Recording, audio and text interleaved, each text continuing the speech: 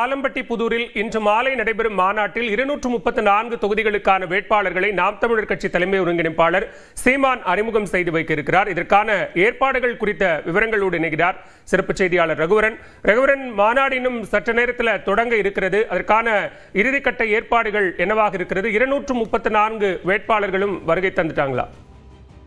234 தொகுதியினுடைய வேட்பாளர்களையும் இன்னும் சற்று நேரத்தில் ஒரே மேடையில் அறிமுகப்படுத்த இருக்கிறார் நாம் தமிழர் கட்சியின் ஒருங்கிணைப்பாளர் சீமான்.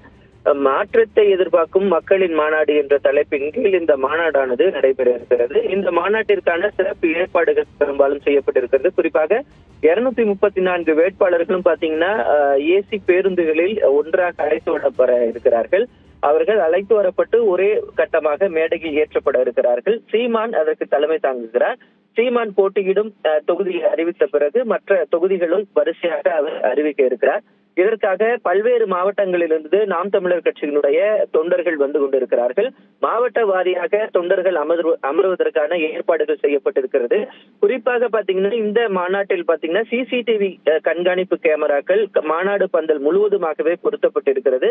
குடிநீர் வசதி, கழிப்பிட வசதி மற்றும் பெண்களுக்கான தறி இருக்கை, மாற்றுத்திறனாளிகளுக்கான இருக்கை, வெளிநாடுகளிலிருந்து வருபவர்களுக்கான அவங்களுக்கான கைடு மற்றும் அவங்க அமர்வதற்கான இருக்கை போன்றவையெல்லாம் ஏற்பாடு செய்யப்பட்டிருக்கிறது. பாலா, இன்னும் சிறிது நேரத்தில் இந்த மாநாடானது தொடங்க இருக்கிறது. 5 மணி அளவில் சீமான் அவர்கள் மேடைக்கு வருவார்கள் என்று எதிர்பார்க்கப்படுகிறது. ஒன்றன் பின் ஒன்றாக பாத்தீங்கன்னா இந்த கொடியேற்றம் ஆனது முதலில் நடைபெறும். அதன் பிறகு வேட்பாளர்கள் வரிசையாக பேருந்தில் எல்லா 234 வேட்பாளர்களும் ஒரே 2-3 பேருந்துகள் ஏசி பேருந்துகளில் அழைத்து வரப்பட்டு மேடையேற்றுவதற்கான திட்டங்கள் வகுக்கப்பட்டிருக்கின்றன. விவரங்களுக்கு நன்றி ரகுவரன்.